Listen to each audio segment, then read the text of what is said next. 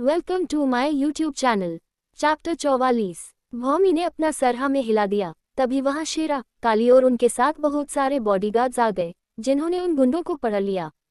ओम, सिद्ध, ईशानी ने किया भौमी के पास आते हुए कहते हुए अंडस्को, क्या हुआ भाभी सा, आप ठीक है ना? भौमी ने कुछ नहीं बोला, क्योंकि अभी वो उस हालत में नहीं थी कि कुछ बोल सके। तभी शेरा और काली अपना सर झुकाते हुए बोले, अंडस्को, सॉरी सर, हमें देर हो गई। एकाक्ष ने उन्हें कुछ नहीं बोला। उसने भौमी को गोद में उठाकर शेरा की तरफ देख अपनी कोल्ड वॉइस में कहा, अंडस्को, इन सब के साथ क्या करना है आप जानते हैं। इतना कह वो भौमी को लेकर जाने लगा। तभी उसे ओम के दर्द से चिल्लाने की आवाज आई। एकाक्ष ने जैसे ही पीछे देखा उसकी आंखें बड़ी हो गई। अब आगे सिटी हॉस्पिटल नॉर्मल वार्ड में भौमी लेटी हुई थी। उसके हाथ में ग्लूकोज की ड्रिप लगी हुई थी। तभी भौमी को धीरे धीरे होश आया। भौमी अपनी आंखें खोल चारों तरफ देखती है।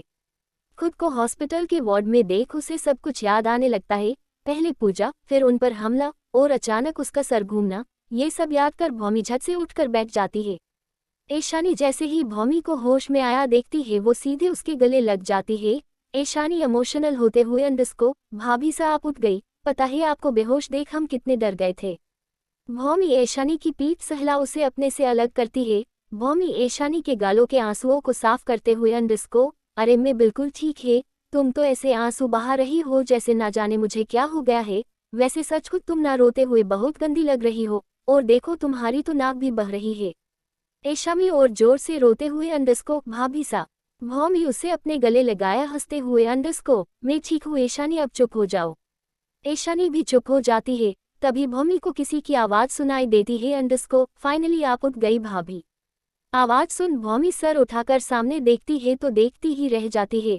सामने व्हाइट कोट पहने एक हैंडसम लड़का मुस्कुराते हुए खड़ा था। काले थोड़े बिखरे हुए बाल जो उसके आंखों तक आ रहे थे। हैंडसम और बेदाग सा चेहरा, जिस पर कोई भी लड़की लट्टू हो जाए। उस लड़के को देख भौमी खोए हुए बोलती है, अंडस्को, हे कितना हैंडसम है। तभी ईशानी झट से बोलती है, अंडस्को, कृषिव भाई।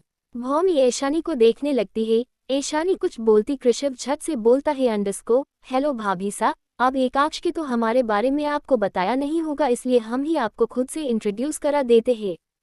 कृषिव अपना हाथ आगे बढ़ाते हुए, अंडस्को, हेलो, हमारा नाम कृषिव प्रताप है, हम आपके पति यानी एकाक्ष के सबसे चहीते दोस्त हैं। भौमी कुछ बोलती कि पीछे से आदवन आते हुए बोलता है, अंडस्को, और ये तुझे किसने बोल दिया कि तू एकाक्ष का सबसे चहीता दोस्त है? एकाक्ष का सबसे फेवरेट में हूँ समझा तू। कृषिव गुस्से से बोला, अंडस्को, तू अपना ये सपना देखना बंद कर, एकाक्ष का फेवराइट में हूँ। वही इन्हें ऐसे लिपटा देख ईशानी ने अपने सर पर हाथ मार लिया। इनका ये हमेशा का था, कहने को तो एक सक्सेसफुल बिजनेसमैन था, वही दूसरा वर्ल्ड का बेस्ट डॉक्टर, पर जब भी एकाक्ष की बात आती थी दोनों ही कुत्ते बिल्लियों की तरह लड़ने लग जाते थे।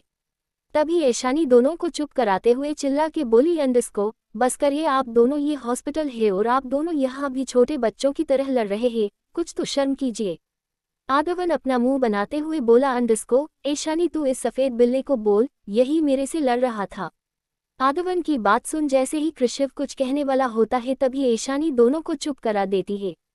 वही भौमी बड़े मजे से ये सब देख रही थी।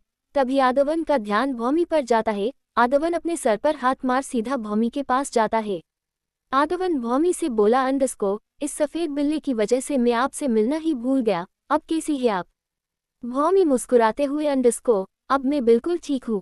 वैसे तुम आदवन हो ना, तुमसे कभी मिलना नहीं हुआ। आदवन मुस्कुराते हुए, अंडस्को, हम पहले भी मिल चुके हैं, पर शायद आपको याद नहीं होगा। ये सुन भौमी भी मुस्कुरा देती है।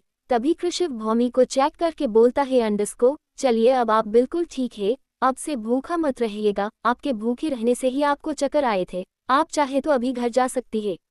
ये सुन भौमी अपना सर हाँ में हिला देती है। भौमी को बिल्कुल भी भूखे रहने की आदत नहीं थी, मगर पूजा की वजह से भौमी ने व्रत रखा था, ऊपर से खाली पेट दिन भर इतना कुछ करने की वजह से भौमी को चक्कर आ गए थे। तभी भौमी ईशानी के पूछती है, अंडस्को, ईशानी बाकी सब कहाँ है? ये सुन अभी तक जहाँ तीनों लोगों के चेहरे पर मुस्कान थी वो गायब हो जाती है, और इस चीज को भौमी ने नोटिस कर लिया था।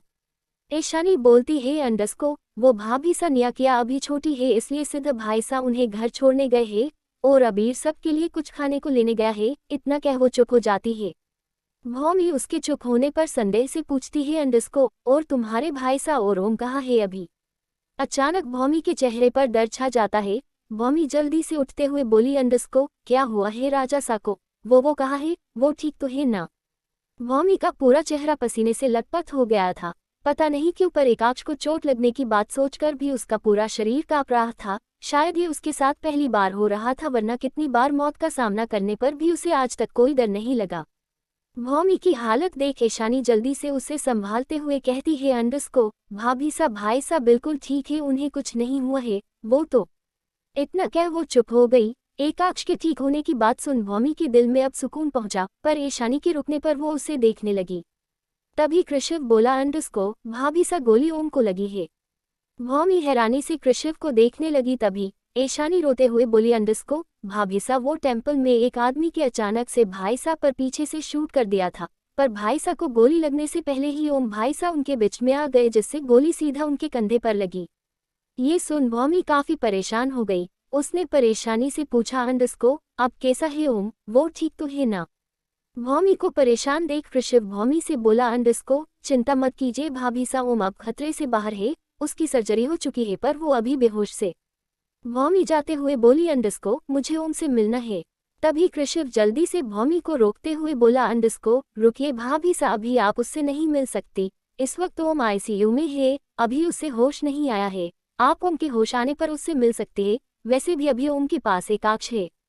ओम के पास एकाक्ष है। ये सुन भौमी कुछ शांत हुई, पर उसके माइंड में आज जो कुछ हुआ वो किसी रील की तरह चल रहा था। भौमी मन में, अंडस्को आखिर हम पर हमला करवाया किसने, वो भी मंदिर में? क्या ये कोई राजासा का दुश्मन है या कोई और? दूसरी तरफ शैला एक आदमी के सामने खड़ी उसे तेज चाटा मारो उस पर चिल्लाते हुए बोली, अंडस्को क्या बकवास कर रहे हो तुम? अगर तुम्हारे आदमियों ने मंदिर पर हमला नहीं करवाया तो किसने करवाया? वो आदमी अपने गालों पर हाथ रख बोला, अंडस्को मैम साहब मैं सच कह रहा हूँ, हमारे आदमी जब तक वहां पहुंचते वहां पहले से ही कोई पहुंच हमला कर चुका था, इसलिए हम लोगों को वहां से लौट कर आना पड़ा। शायला झल्ला कर सोचते हुए बोली, अंडस्को अगर तुम लोगों ने अटैक नहीं करा तो आखिर हम पर अटैक कराया किसने? ये बोल वो सोच में पड़ गई। हॉस्पिटल, ओम का वार्ड। ओम शांति से अपने बिस्तर पर लेटा हुआ था। उसका चेहरा थोड़ा पीला हो गया था। ओम के चेहरे पर अभी ऑक्सीजन मास्क लगा हुआ था। वहीं मॉनिटर से कई तरह की आवाजें आ रही थीं। एकाक्ष ओम के बेड के साइड में बैठा चुपचाप उसे देख रहा था। एकाक्ष के एक हाथ ने ओम के ड्रिप लगे हाथ को पकड़ा हुआ था, वहीं उसका दूसरा हाथ ओम के बालों को सहला रहा था। इस वक्त एकाक्ष के आंखों में अजीब से इमोशंस थे। एकाक्ष ने नजरें एकटक ओम के पिले पर चुके चेहरे को निहार रही थी। तभी वार्ड का दरवाजा खुला और कृषिव और आदवन अंदर आए। एकाक्ष को ओम का हाथ पकड़े बैठे देख कृषिव ने एकाक्ष के कंधे पर हाथ रख कहा, अंडस्को ओम अब ठीक है एकाक्ष, और भाभी को भी होश आ गया है। ओम को उठने में अभी समय लगेगा, तू जब तक भाभी से मिला। आदवन ने भी बोला, अंडस्को हाँ एकाक्ष भाभी काफी परेशान है, तू एक बार उनसे मिला, जब तक हम ओम के पास ही है। उन दोनों की बात सुन भी एकाक्ष कुछ नहीं बोला, वो उसी तरह ओम का हाथ पकड़ बैठा रहा। कृषिव और आदवन ने एक दूसरे की तरफ देखा, फिर सर हिला दिया। कहीं ना कहीं उन्हें पता था एकाक्ष ओम को छोड़ कहीं नहीं जाएगा। तभी कृषिव कुछ सोच एकाक्ष से बोला, अंडस्को एकाक्ष तुझे पहले से पता था ना कि तुम लोगों पर हमला होने वाला है? कृषिव की बात सुन आदवन हैरान हो गया। वो हैरानी से बोला, अंडस्को क्या बोल रहा है तू? आखिर एकाक्ष अपनी पत्नी और भाई बहनों की जान खतरे में क्यों डालेगा? कृषिव आदवन की तरफ देख बोला, अंडस्को तू भूल रहा है आदवन ये कौन है? इस राजस्थान में एक पत्ता भी हिलता है ना तो वो भी इसे पता होता है, और इस पर इतना बड़ा हमला हुआ है और वो यहाँ आराम से बैठा हुआ है। तू क्या एकाक्ष को इतना कमजोर समझता है? कृषिव की बात सुन आदवन की आंखें बड़ी हो गई। वो हैरानी से एकाक्ष की तरफ देखने लगा। वही एकाक्ष ने आराम से ओम का हाथ सही से रख उसका चादर सही कर खड़ा हो गया। एकाक्ष खिड़की के पास खड़े होकर बाहर देखते हुए खतरनाक वॉइस में बोला, अंडस्को कभी कभी दुश्मनों को उनकी झूठी छलावे में कुछ वक्त जीने देना चाहिए, ताकि जब वो छलावा टूटे तब उसे संभलने तक का वक्त ना मिले। मगर आज उन्होंने अपनी जिंदगी की सबसे बड़ी भूल की है। आज उन्होंने हमारे अपने को चोट पहुंचाने की जुर्रत की है, और इसका खामियाजा उन्हें उनका सब कुछ खोकर चुकाना पड़ेगा, सब कुछ यहाँ तक कि अपनी जान भी। ये कहते वक्त एकाक्ष की आवाज काफी ज्यादा खतरनाक थी। वही आदवन और कृषिव भी एक पल के लिए एकाक्ष की आवाज सुन कांप गए। अब वो जान गए थे कि किसी का काफी दर्दनाक अंत आने वाला है। चैप्टर 45। कृषिव की बात सुन आदवन की आंखें बड़ी हो गई। वो हैरानी से एकाक्ष की तरफ देखने लगा। वही एकाक्ष ने आराम से ओम का हाथ सही से रख उसका चादर सही कर खड़ा हो गया। एकाक्ष खिड़की के पास खड़े होकर बाहर देखते हुए खतरनाक वॉइस में बोला, अंडस्को, कभी कभी दुश्मनों को उनकी झूठी छलावे में कुछ वक्त जीने देना चाहिए, ताकि जब वो छलावा टूटे तब उसे संभलने तक का वक्त ना मिले। मगर आज उन्होंने अपनी जिंदगी की सबसे बड़ी भूल की है। आज उन्होंने हमारे अपने को चोट पहुंचाने की जुर्रत की है, और इसका खामियाजा उन्हें उनका सब कुछ खोकर चुकाना पड़ेगा, सब कुछ, यहाँ तक कि अपनी जान भी। ये कहते वक्त एकाक्ष की आवाज़ काफ़ी ज़्यादा खतरनाक थी। वही आदवन और कृषभ भी एक पल के लिए एकाक्ष की आवाज़ सुन काँप गए। अब वो जान गए थे कि किसी का काफ़ी दर्दनाक अंत आने वाला है। अब आगे सुबह की किरणों के साथ ओम की पलकें धीरे धीरे खुली। ओम ने सामने देखा तो सामने भौमी, ईशानी, सिद्ध, अबीर और आदवन मुस्कुराते हुए खड़े थे।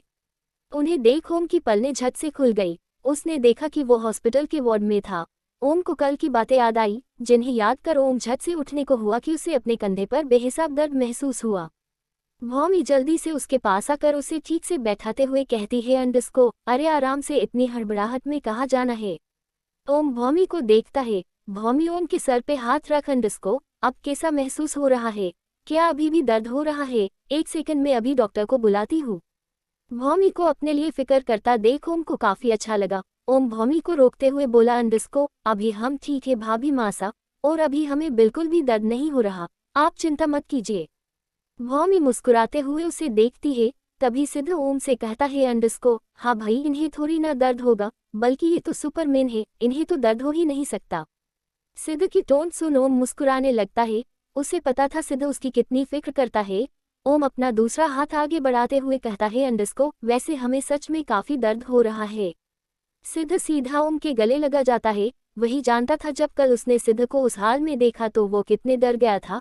वैसे तो सिद्ध अपने सभी भाई बहनों के करीब था, पर ओम के साथ उसका बॉन्ड काफी अलग था। वो भाई से ज्यादा दोस्त थे। सिद्ध को ओम की हमेशा चिंता रहती थी, क्योंकि वो ओम को अच्छे से जानता था। ओम कैसा है, शायद वही सबसे अच्छे से जानता था ओम को। वही उन दोनों को देख वार्ड में मौजूद सभी के चेहरे पर मुस्कान आ गई। सिद्ध ओम से अलग हो उसे धमकाते हुए कहता है, अंडस्को, खबरदार अगर अगली बार हल्क बनने की कोशिश की तो, वरना हम आपके बड़े भाई बनकर आपके ये दोनों पैर तोड़ घर पर बिठा देंगे, फिर करते रहिएगा अपनी ये हीरोगिरी। सिद्ध की धमकी सुन ओम को हंसी आ जाती है। ओम हंसते हुए अपना सर हाँ में हिला देता है। सभी ओम से उसका हालचाल पूछने लगते हैं, पर ओम को नजरें वार्ड की चारों तरफ घूमती है। शायद उसे किसी के देखने की आस थी, मगर अब उसकी आस टूटी नजर आती है। ओम की आंखों में निराशा आ जाती है, पर वो हमेशा की तरह अपनी हंसी के पीछे अपने निराश को छुपा लेता है। एक काल कोठरी जैसे दिखने वाले जगह पर कुछ आदमी एक कोठरी में उल्टे लटके हुए थे। वहीं दूसरी तरफ एक काफी घायल आदमी एक चेयर पर बंधा हुआ था। उल्टे लटके आदमियों की हालत काफी ज्यादा बुरी थी। उनके पूरे शरीर पर काफी भयानक चोटें लगी हुई थी, जिनसे पानी की तरह खून टपक रही थी। वही चेयर पर बैठे आदमी की भी हालत काफी खराब थी। तभी वहां किसी के कदमों की आवाजें गूंजती है। चेयर पर बंधे आदमी ने बड़ी मुश्किल से अपनी खून टपकती आंखें खोली। अंधेरे में किसी को देख उस आदमी ने बड़ी मुश्किल से बोला, अंडस्को, कौन हो तुम? मुझे क्यों पकड़ कर रखा है? प्लीज मुझे छोड़ दो, तुम जानते नहीं हो मुझे, मैं तुम्हें मालामाल कर दूंगा। तभी उससे किसी की काफी भयानक आवाज आई, अंडस्को, तू हमें मालामाल करेगा, मगर कैसे? आवाज सुन उस आदमी की पलकें पूरी तरह खुल गई। जैसे कि उसने सामने खड़े आदमी को देखा, उसकी रूह तक कांप गई। उसके सामने चेयर पर एकाक्ष काफी खतरनाक एक्सप्रेशन लिए राजा की तरह बैठा हुआ। एकाक्ष की आंखें लाल थी, वही उसके हाथों की मुठ्ठियां कसी हुई थी। इससे पता चल रहा था एकाक्ष अपने गुस्से को किस हद तक कंट्रोल कर रहा था। एकाक्ष के पीछे उसका असिस्टेंट त्रिविक और शेरा खड़े थे, जो काफी घबराए हुए थे, क्योंकि उन्हें मालूम था एकाक्ष को यूं तो गुस्सा नहीं आता, मगर जब एकाक्ष को गुस्सा आता है तो वो प्रलय से कम नहीं था। एकाक्ष अपनी कोल्ड वॉइस में बोला, अंडस्को, तुमने जवाब नहीं दिया, आखिर कैसे करोगे तुम हमें मालामाल मिस्टर पीयूष? पीयूष ने घबराते हुए बोला, अंडस्को, एकाक्ष सिंह राजावत, तुमने मुझे क्यों किडनैप किया है? देखो मुझे छोड़ दो, वरना तुम्हारे साथ अच्छा नहीं होगा। पीयूष की बात सुन एकाक्ष अचानक खतरनाक हंसी हंसने लगा। एकाक्ष की खतरनाक हंसी सुन पीयूष घबरा गया। एकाक्ष बोला, अंडस्को, ओ तो हमें तुम्हें किडनैप नहीं करना चाहिए, पर हमने तो कर लिया तुझे किडनैप, बता क्या करेगा तू? पीयूष घबराते हुए बोला, अंडस्को, देखो देखो एकाक्ष, मुझे छोड़ दो, तुम जो चाहोगे मैं वो दूंगा तुझे, पैसा, पावर, जमीन, जो चाहो वो, बस मुझे छोड़ दो। एकाक्ष हंसते हुए बोला, अंडस्को, तू हमें पैसे देगा जो खुद अभी भिखारी है?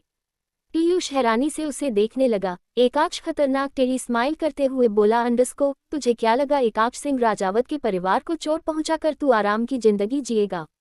एकाक्ष पीयूष के चेहरे के एकदम पास जाकर खतरनाक आवाज में बोला, अंडस्को, तूने अगर हमें चोट पहुंचाई होती तो एक पल के लिए हम तुझे माफ करने के बारे सोच भी सकते थे, मगर तूने उसे चोट पहुंचाने की कोशिश की है जिस पर हम एक खरोच भी बर्दाश्त नहीं कर सकते, और तेरी वजह से तो उसका खून बहा है। बता, तुझे हम कैसे छोड़ सकते हैं? एकाक्ष की आवाज सुन पीयूष कांप गया। पीयूष समझ चुका था अब उसको कोई नहीं बचा सकता। वो लगभग गिड़गिड़ाते हुए रोते हुए बोला, अंडस्को, एकाक्ष प्लीज प्लीज मुझे छोड़ दो, मैं यहाँ ये बहुत दूर चला जाऊंगा, प्लीज मुझे जाने दो। एकाक्ष उसकी आवाज को अवॉइड कर वापस चेयर पर आराम से बैठ गया। तभी एक आदमी ने पीयूष के गले पर बड़ी बेरहमी से एक इंजेक्शन घुसा दिया। कुछ ही देर में उस पूरी जगह पर पीयूष के दर्द से चिल्लाने की आवाज आने लगी। पीयूष दर्द से बुरी तरह चटपटाने लगा। उसकी चीखें इतनी दर्दनाक थी कि उस जगह की दीवारें तक कांप उठी। वही एकाक्ष एकटक पीयूष को घूर रहा था। दरअसल पीयूष में एक ऐसी सिरम इंजेक्ट की गई थी जिसे उसके शरीर में 1000 हड्डियों के टूटने जितना दर्द होगा। ये दर्द इतना भयानक था कि इसकी कल्पना भी नहीं की जा सकती थी। इससे अच्छा इंसान मरना पसंद करेगा। वही वो सिरम पीयूष के इंटरनल ऑर्गन्स को बड़ी तेजी से डैमेज करने के साथ सड़ा भी रहा था। पीयूष के नाक और मुंह से खून आने लगा था। पीयूष का मन अभी खुद को खत्म करने का कर रहा था, मगर हाथ पैर बंधे होने की वजह से वो छूट नहीं पा रहा था। कुछ देर पीयूष को देखने के बाद एकाक्ष अपना कोट ठीक करते हुए उठ वहां से जाने लगा। द्रविक भी एकाक्ष के पीछे चला गया। शेरा वही रुक एक गार्ड से कहा, अंडस्को, कुछ देर में इसकी आवाजें कम हो जाएगी मगर ये मरेगा नहीं, इसलिए इसे एसिड में डाल उसे नाले में बहा देना। इतना बोल वो जाने लगा कि एक गार्ड ने उसे रोक बोला, अंडस्को, और इन लोगों का क्या करना है? उसने उल्टे लटके आदमियों की तरफ इशारा कर बोला। शेरा के गुस्से से उस गार्ड की तरफ देख उसे डांटते हुए बोला, अंडस्को, अगर ये भी मुझे बताना पड़े तो तुम किस काम के हो? वो गार्ड घबराकर अपना सर झुका लेता है। शेरा वहां से चला जाता है। हॉस्पिटल। ओम को प्यास लगी थी। उसने चारों तरह देखा, वार्ड में कोई नहीं था। पानी की गिलास उसके बेड से थोड़ा दूर सीधे हाथ की तरफ रखी थी। ओम ने अपना दूसरा हाथ उठाकर गिलास लेने की कोशिश की, मगर उसे काफी परेशानी हो रही थी। उसके सीधे हाथ के कंधे में भी काफी दर्द हो रहा था। अचानक पानी का गिलास नीचे गिर टूट गया। ओम खुद को संभाल नहीं पाया। वो गिरने को हुआ कि किसी ने जल्दी से उसे पकड़ लिया। ओम ने सर उठाकर सामने देखा तो उसके सामने एकाक्ष Karada, Jis vo subaha se hi dekana kahadada, akaksane om ko sahi se beta parabatha dia, akaksane bella bahai jazes kucha hi darami akanarsane jamina mi jira kaka safa karadia ora akanaya panika gilasa akaksa ke hathamida dia, akaksa om ke pasa batha usa kotho ke pasa gilasa lagadia. Om haranihi akaksa ko dekane laga, us yakina nahim ho rahada akaksa usapane hatho se pani pila rahada. Om ko pani na pita deka akaksa ne u sankdikai, om ne jaldi se pani pilia. Thanks for watching our subscribe and comments.